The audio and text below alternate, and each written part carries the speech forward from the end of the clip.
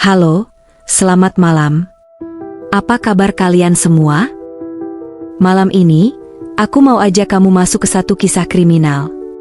Kasus lama, hampir 100 tahun lebih umurnya. Kasus ini berasal dari sebuah desa kecil di Jerman, namanya Hinterkaifeck. Kisah yang sampai hari ini, masih bikin banyak orang merinding. Begini ceritanya. Cerita ini terjadi pada tahun 1922. Keluarga Gruber tinggal di sebuah rumah pertanian tua, terpencil, dikelilingi ladang salju. Beberapa hari sebelum tragedi, mereka mulai merasakan hal-hal aneh. Andreas Gruber, kepala keluarga, mengeluh mendengar langkah kaki di loteng. Mereka menemukan jejak kaki di salju, menuju ke rumah, tapi anehnya, tidak ada jejak keluar. Selain itu, kunci rumah tiba-tiba hilang.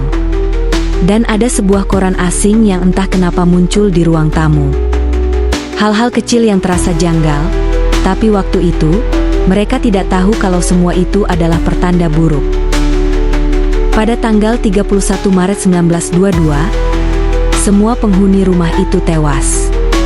Andreas Gruber, istrinya Cazilia, putri mereka Victoria, 2 cucu kecil, dan seorang pembantu rumah baru. Mereka dibantai dengan senjata mirip kapak. Mayat 4 orang ditumpuk di lumbung, ditutup jerami. 2 lainnya ditemukan di dalam rumah. Tapi yang bikin kasus ini makin mengerikan adalah, setelah pembunuhan, seseorang masih tinggal di rumah itu. Dia makan makanan keluarga itu. Dia kasih makan ternak. Bahkan menyalakan perapian. Seolah-olah, dia hidup di sana, seakan rumah itu miliknya. Waktu polisi datang, mereka kebingungan. Ingat ya, ini tahun 1920-an. Belum ada tes DNA, belum ada teknologi canggih. TKP juga sudah kacau, karena warga desa penasaran, masuk dan keluar rumah sebelum polisi bisa mengamankan lokasi. Bukti rusak, jejak hilang. Yang tersisa hanya tubuh-tubuh korban, dan banyak tanda tanya. Siapa pelakunya? Ada teori yang bilang ini soal dendam pribadi.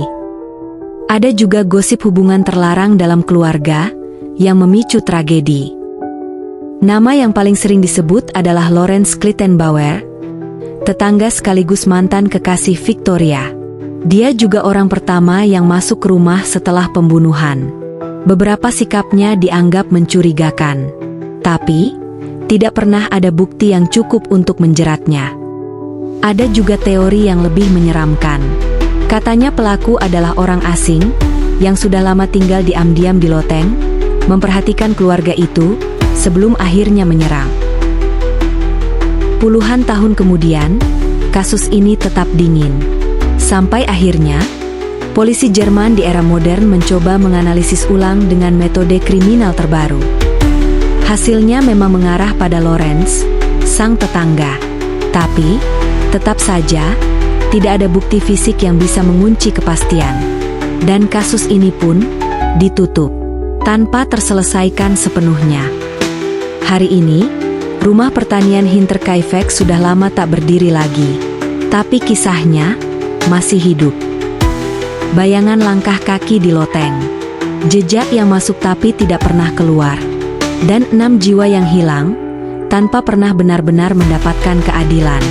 Mungkin, itu sebabnya, sampai sekarang, kasus Hinterkaifeck masih dianggap salah satu misteri pembunuhan paling menyeramkan di Eropa. Itu tadi cerita malam ini. Terima kasih sudah mendengarkan. Sampai jumpa di episode berikutnya.